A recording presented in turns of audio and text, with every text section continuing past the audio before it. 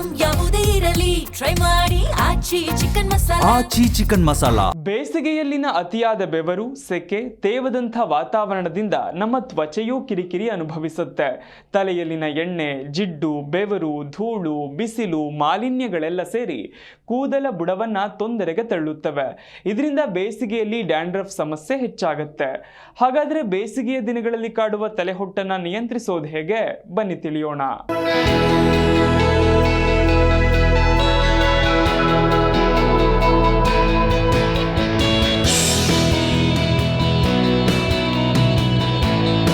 ಬೇಸಿಗೆಯಲ್ಲಿ ನಮ್ಮ ವಸ್ತ್ರಗಳು ಮಾತ್ರವೇ ಬದಲಾಗೋದಿಲ್ಲ, ನಮ್ಮ ಶರೀರವನ್ನ ಬೇರ್ಪಡಿಸಲಾಗದ ವಸ್ತ್ರದಂತೆ ಸುತ್ತಿಕೊಂಡಿರುವ ಚರ್ಮವು ಬದಲಾಗತ್ತೆ.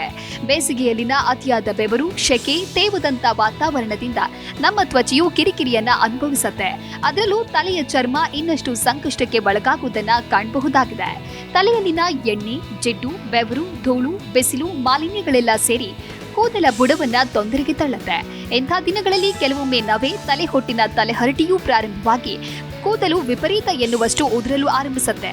ಹಾಗಾದ್ರೆ ಬೇಸಿಗೆಯ ದಿನಗಳಲ್ಲಿ ಕಾಡುವ ತಲೆಹೊಟ್ಟು, ಡ್ಯಾಂಡ್ರಫ್ ಅನ್ನ ನಿಯಂತ್ರಿಸೋದು ಹೇಗೆ? ಬನ್ನಿ ನೋಡ್ತಾ ಹೋಗೋಣ.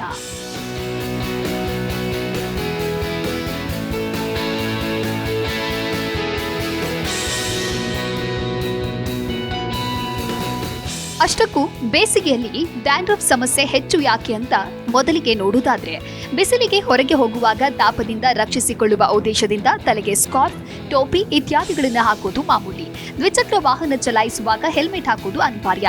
ಆದ್ರೆ ಇಂತಹ ಎಲ್ಲವೂ ತಲೆಗೂದಲ ಬುಡದಲ್ಲಿನ ತಾಪ ಮತ್ತು ತೇವವನ್ನ ಹೆಚ್ಚಿಸಿ ಕೂದಲ ಆರೋಗ್ಯಕ್ಕೆ ಮಾರಕವಾಗಬಲ್ಲವು. ತಲೆ ಚರ್ಮದ ಸೂಕ್ಷ್ಮ ಸಮತೋಲನವನ್ನ ಬುಡಮೇಲು ಮಾಡಬಲ್ಲವು. ಇದರ ಪರಿಣಾಮ ಕೂದಲ ಬುಡದಲ್ಲಿನ ತೈಲ ಸ್ರಾವ ಏರುಪೇರಾಗಿ ಈಸ್ಟ್ ಸಮಸ್ಯೆ ತಲೆಗೆ ಅಂಟಿಕೊಂಡು ತಲೆ ಹೊಟ್ಟಿನ ತೊಂದರೆಯನ್ನ ನಿಯಂತ್ರಿಸಲು ಒದ್ದಾಡುವಂತಾಗುತ್ತೆ. ತಲೆ ಹೊಟ್ಟಿಗೆ ಕಾರಣವಾಗುವ ಈಸ್ಟ್ನಂತ ಸೂಕ್ಷ್ಮಾಣು ಜೀವಿಗಳು ವರ್ಷದ ಉಳಿದ ದಿನಗಳಲ್ಲೂ ನಮ್ಮ ತಲೆಯ ಚರ್ಮದಲ್ಲಿ ಇರಲು ಸಾಧ್ಯವಿದೆ. ಆದ್ರೆ ಅದು ಅತಿಯಾಗಿ ಬೆಳೆಯೋದಕ್ಕೆ ಅವಕಾಶವಾಗುವಂತ ವಾತಾವರಣ ಇರೋದಿಲ್ಲ ಅಷ್ಟೇ. ಬೇಸಿಗೆಯಲ್ಲಿ ತಲೆಗೂದಲ ಬುಡದಲ್ಲಿ ಹೆಚ್ಚಾಗುವ ತಾಪ ಮತ್ತು ತೇವದಿಂದಾಗಿ ಕೂದಲೆಲ್ಲ ಅಂಟಾಗಿ ಈಸ್ಟ್ ಬೆಳವಣಿಗೆ ಹೆಚ್ಚೋದಕ್ಕೆ ಪೂರಕ ವಾತಾವರಣ ನಿರ್ಮಾಣವಾಗುತ್ತೆ. ಇದರಿಂದ ತಲೆಯ ಚರ್ಮದ ಕಿರಿಕಿರಿ ಹೆಚ್ಚಿ ನವೆ ಪ್ರಾರಂಭವಾಗಿ ಹೊಟ್ಟಿನಂತಹ ಚರ್ಮ ಉದುರಲು ಆರಂಭಿಸುತ್ತೆ. ಇದಕ್ಕಾಗಿ ಮಾರುಕಟ್ಟೆಯಲ್ಲಿ ಲಭ್ಯವಿರುವ ದುಬಾರಿ ಬೆಲೆಯ ಹೊಟ್ಟು ನಿರೋಧಕ ಶಾಂಪುಗಳು ತಾತ್ಕಾಲಿಕ ಪರಿಹಾರವನ್ನಷ್ಟೇ ಒದಗಿಸಬಲ್ಲದು. ಬದಲಿಗೆ ತಲೆಯಲ್ಲಿ ಈಸ್ಟ್ನಂತಹ ಸೂಕ್ಷ್ಮಾಣುಗಳು ಬೆಳೆಯದಂತೆ ನಿಯಂತ್ರಿಸಲು ಚಿಕಿತ್ಸೆಯ ಅಗತ್ಯ ಬರಬಹುದು. ಇದಕ್ಕಾಗಿ ಚರ್ಮ ವೈದ್ಯರ ನೆರವು ಬೇಕಾಗಬಹುದು. ಮಾತ್ರವಲ್ಲ, ಅತಿಯಾಗಿ ಜಿಡ್ಡಿರುವಂತಹ ತೈಲಗಳ ಬದಲು ಲಘುವಾಗಿದ್ದು ಪೋಷಣೆ ನೀಡುವಂತ ಎಣ್ಣೆಗಳನ್ನು ಕೂದಲಿಗೆ ಬಳಸುವುದು ಸೂಕ್ತ. ಇದರ ಜೊತೆಗೆ ನಿತ್ಯದ ಕೆಲವು ಅಭ್ಯಾಸಗಳಲ್ಲಿ ಬದಲಾವಣೆ ಮಾಡಿಕೊಳ್ಳುವುದರಿಂದ ದೀರ್ಘಕಾಲೀನ ಪರಿಣಾಮವನ್ನ ಕಾಣಬಹುದು. ಅತಿಯಾಗಿ ಬೆವರುವ ಸಂದರ್ಭಗಳಲ್ಲಿ ತಲೆ ಸ್ನಾನ ಮಾಡಿ ಕೂದಲ ಬುಡವನ್ನ ಸ್ವಚ್ಛವಾಗಿರಿಸಿ. ಬಳಸುವ ಬಾಚಣಿಗೆ, ಸ್ಕಾರ್ಫ್, ಟೋಪಿಗಳನ್ನ ಸ್ವಚ್ಛವಾಗಿ ಇರಿಸಿಕೊಳ್ಳಿ. ಹೆಲ್ಮೆಟ್ ಹಾಕುವಾಗ ಗಾಳಿಯಾಡುವಂತ ಸ್ವಚ್ಛ ವಸ್ತ್ರವನ್ನ ಮೊದಲು ಧರಿಸಿ, ನಂತರ ಹೆಲ್ಮೆಟ್ ಹಾಕಿ. ಕೂದಲನ್ನ ಕಟ್ಟಿಕೊಳ್ಳುವ ಮೊದಲು ತೇವ ಇಲ್ಲದಂತೆ ಒಣಗಿಸಿಕೊಳ್ಳಿ.